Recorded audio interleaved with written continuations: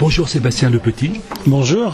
En 2017, lors de notre dernière rencontre au Salon de Gélin, vous nous parliez d'un troisième roman où l'on retrouve le commissaire Morteau et son jeune collègue Monceau appelés pour enquêter dans le Haut-Jura au moment de la Transjurassienne, cette célèbre course de fond régionale. L'organisation de la course a reçu des menaces de mort très sérieuses. Est-ce que cette année, la neige va prendre la couleur du sang ? Eh ben ça y est, c'est sorti cette année en 2019, début 2019. Il y aura du sang sur la neige. C'est une nouvelle enquête du commissaire Morteau sur la Transjurassienne. On a effectivement un des concurrents et un des favoris de la course qui est assassiné lors de son entraînement. Il reçoit quelques balles de 22 longs rifles. Et donc le 22 long rifle, que chacun sait que c'est la carabine qui est utilisée en biathlon. Et donc c'est une carabine de biathlon qui l'a tué.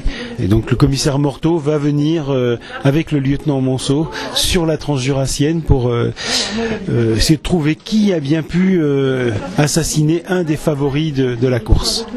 Un ouvrage qui nous permet de visiter le Jura et qui nous permet de découvrir la gastronomie. Et vous faites une description assez précise d'ailleurs de cette célèbre course à Transjurassienne. Avant de passer à la rédaction de ce roman, comment avez-vous procédé ? Est-ce que vous avez fait un gros travail de documentation sur la région et sur le ski de fond ? Alors sur la région, évidemment, et la meilleure des documentations, c'est de la faire avec les pieds. Et donc je me suis encore une fois beaucoup promené sur la région où se déroule ce roman, c'est-à-dire entre la Moura et Mout, la forêt du Rizou, etc. Pour ce qui concerne le ski de fond, là j'ai eu beaucoup plus de mal parce que je suis absolument pas fondeur. Et donc par contre je fais du vélo. Et j'ai beaucoup échangé avec un des grands spécialistes du ski de fond et qui a gagné 2 fois la Transjurassienne, qui a eu la gentillesse de m'expliquer ce qu'il vivait, comment ça se passait, les efforts qu'il faisait, les types de problèmes qu'on pouvait rencontrer, la manière dont on se préparait. C'est grâce à cet appui-là et au parallèle qu'on peut faire avec l'effort qu'on peut faire en vélo que j'ai pu écrire ce roman. Pourquoi êtes-vous attiré par le roman policier ? Le roman policier, d'abord parce que j'aime lire des romans policiers. Beaucoup des romans historiques, des romans culturels, mais toujours cette fibre policière que j'aime énormément. J'aime le whodunit, c'est-à-dire la spécialité qui a été un peu inventée par Agatha Christie et qu'on retrouve un peu avec Simenon, avec Pierre Magnan, qui fait qu'on s'oblige à donner tous les indices qui permettent d'identifier le criminel à la moitié du livre. Et donc dans mes romans, c'est le cas. Je donne la moitié des indices au milieu du livre.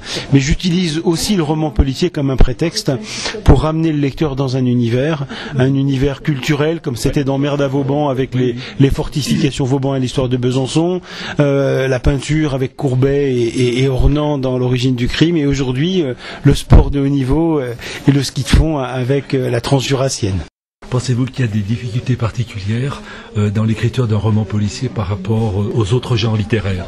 En difficulté particulière, peut-être pas, mais en tout cas, il y a une nécessité d'une très grande rigueur.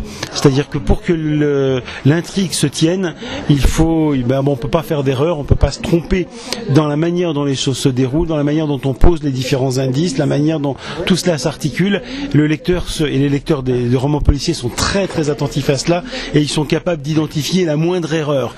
Avez-vous un 4e roman qui met en scène nos 2 policiers ? Pour l'instant, non. Pas encore écrit, parce que pour des raisons professionnelles, j'ai un peu de mal à trouver du temps pour écrire. En revanche, j'ai un projet pour lequel j'ai profité d'ailleurs de mon séjour à Gélin là pendant quelques jours pour aller faire des repérages. Voilà, donc il y a quelque chose qui est en train de se tramer, de se construire, mais bon, il faudra sans doute encore au moins 2-3 ans avant de le voir arriver. Bon, on attend cette nouvelle production. Avec plaisir, à bientôt. Merci.